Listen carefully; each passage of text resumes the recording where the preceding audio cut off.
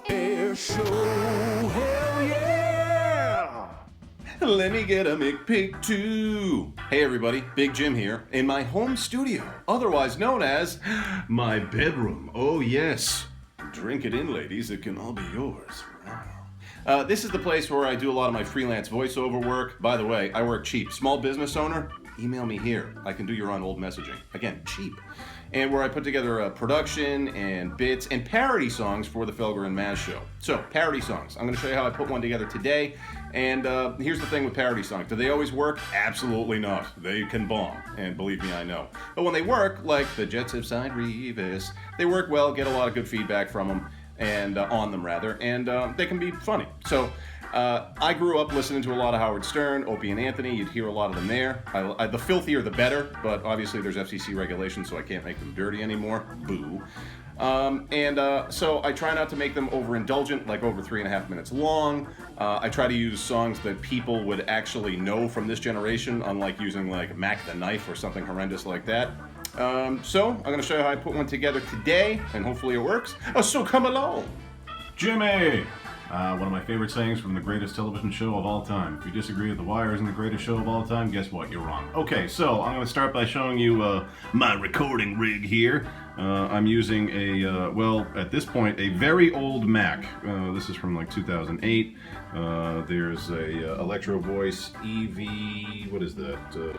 What the hell's the name of this thing? I forget. RE20. It's kind of like the standard microphone in the broadcast industry, or at least radio. Can't recommend it enough. Worth every penny. They're like $350 to $400. If you do a podcast, you want it to sound good, get one of those. And small little Behringer, however the hell you say it. It's got Tom Behringer mixer. And I use Pro Tools as far as a recording software. So really, why I'm showing you is it doesn't need to be fancy. I mean, back in my day, all this stuff was kind of pricey, but really now the most expensive thing outside of the computer, obviously, is the microphone. But again, you podcast, you want to do any of this kind of junk, I can't stress it enough. Get a good mic. All right? So there you go. There's the recording setup. Let's go on. So I try to find songs that are within my horrible singing range, as you've no doubt heard if you listen to the show with regularity. My singing is just enough to get by for dumb radio bits. That's about it. That's why I couldn't hack it as a musician. So I'm using Bob Seger, Beautiful Loser. That is thankfully something I can kind of carry. And again, trying to keep it relevant with Peyton Manning sucking in the playoffs. You know, he's a loser. So I listened to this a handful of times. I try to keep it close to the original, but changing the lyrics to make them about Peyton Manning. And here's what I came up with here. So let's see if we can record this. Okay, now that I have taken Bob Seger and the Silver Bullet Band, Beautiful Loser, and downloaded the karaoke version, I have taken that MP3 and dragged it into this Pro Tools session here. And it's ready to go. I gotta throw on my headphones and get ready to sing. He pees his pants like an old man when things go wrong with the game plan. He throws picks with regularity. 9-1 and done's taint his legacy. Peyton's a loser. Always comes up strong when he realizes the playoffs are where he falls. So I'll need to re-record that again because there's a couple of things I didn't like about it, besides the fact I kind of can't sing.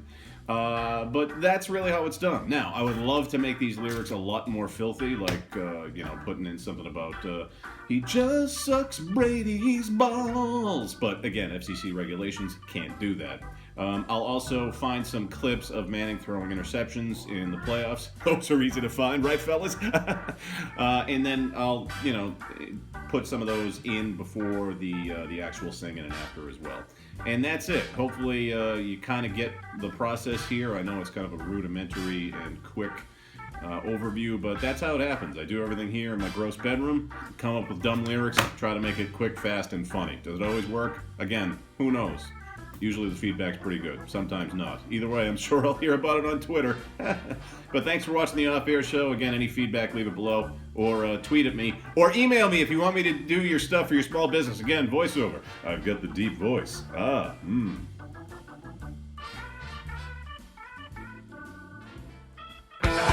Manning stepping up, incomplete. Pollard again calling for a penalty, and it's not coming. He pees his pants like an old man when things go wrong with the game plan. He throws picks with regularity. Damn it! 9-1 and done's taint his legacy. One call pass play, block! Peyton's a loser. That was totally outmatched. He'll always come up small. Won't he realize the playoffs are where he falls? The playoffs are where he falls. You're going down, you big-headed douche. We're calling the plays, all right? Peyton Manning, of course, never saw him. You took HGH. Running out of time, throws towards the end zone, intercepted. Picked off by Rodney Harrison. At New England, including playoffs, Peyton in his career 23 touchdowns, and now a 26th turnover. Manning on 2nd and 6. On the move. Throwing across his body, and that is intercepted. That is not Peyton Manning's strong suit, throwing the football on the move like that. Picked off.